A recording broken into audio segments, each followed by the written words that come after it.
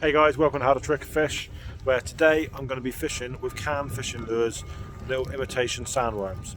I'm going to literally just try and only use this one lure, see what I can catch. I'm going to give it an hour or so before I switch over and do something else, but I really want to see how this goes. I'll switch the GoPro on and we'll see how we get on. Started off by drop shotting the sandworm on a little sort of split shot drop shot rig that I put together. It did take a little while until I got my first bite. I fished all around this sort of area you can see in the picture.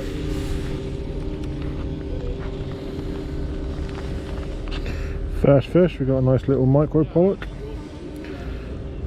and there's the C.A.N's lure sticking out of its mouthlet.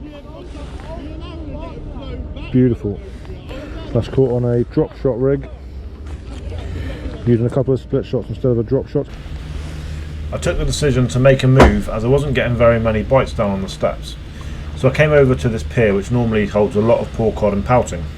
The plan was to sort of drop shot underneath it still, but what I tended to do is to twitch it back towards myself, getting that sort of lure tail fluttering, trying to hopefully just get an enticed bite.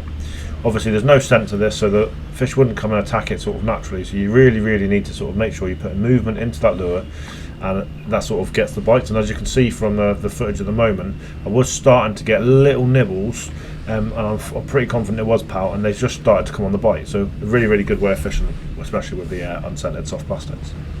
So we've got a few bites there, twitching along underneath this pier. I'm going to try that. The problem is it's very snaggy, so I am likely to lose a bit of gear here. So I'm trying my hardest to twitch it over the rock. But I think there'll be some pout, which will be another species to add to the pollock we had earlier on. It's right into the decent zone. It's on the bottom now. Give it a little twitch. There, you got a bite there. And again. Getting bites. And we go. Oh, I missed that one. Feels like a pout to me. There we go. Let's get that. Oh, it's come off. Oh, it's come off. Let's see if we can get a bit more of that hook point showing. Back in the zone. Twitch. Getting bites already. Yeah, we're going to get... I was getting loads of bites, but it's quite frustrating as I kept just missing them. I did wonder whether it was the size of the hook or just sort of obviously the nip in the tail that was the problem. Oh.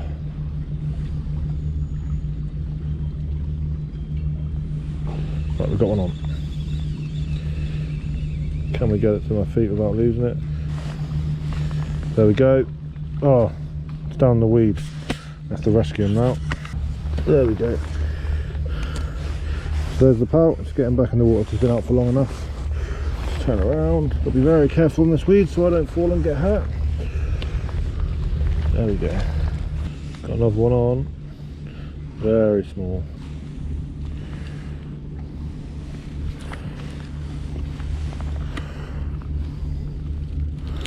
The lure's gone. Let's have a look at the fish. There we go. I think it's a pout. It might be a poor cod.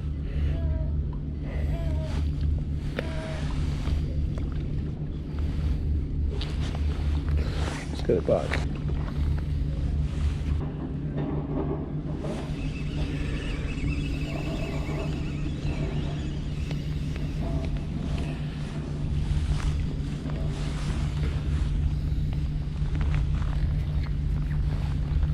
Ever so slightly better, nothing to write home about, but it's a fish.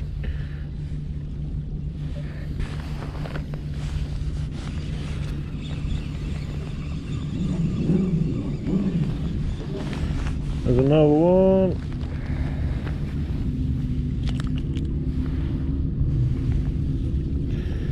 Barbless hooks, come straight out, protects the fish. Perfect. I'm trying to change the hook to something a little bit bigger. Right, we're going for a decoy SS. So some of you have seen I snapped one of these the other day, so my judgment is still out onto how good these are as hooks. Dan Cooper's going to be telling me now that I'm too rough and that they're brilliant hooks, and he's got hundreds of them in his cupboard, but I don't care. My judgment is my judgment, and so far I'm not too impressed. Really nice hook pattern, just wish they were stronger. Just tied on with a little half blood knot there, so they are a really nice shape of hook. Gonna use the bait and needle again, just nice and easy through the body, a little bit of tail hanging out, try and prevent deep hooking if I can, bit of saliva, perfect. Right, let's get it on that SS hook.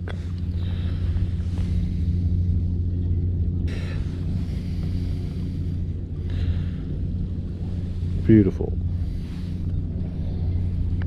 Now that does look really, really good. See if my hookup rate improves.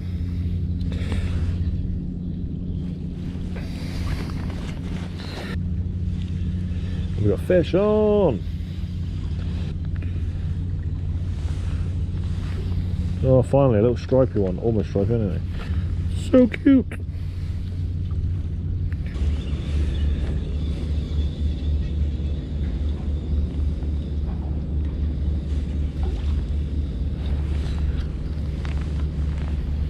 Another little pal.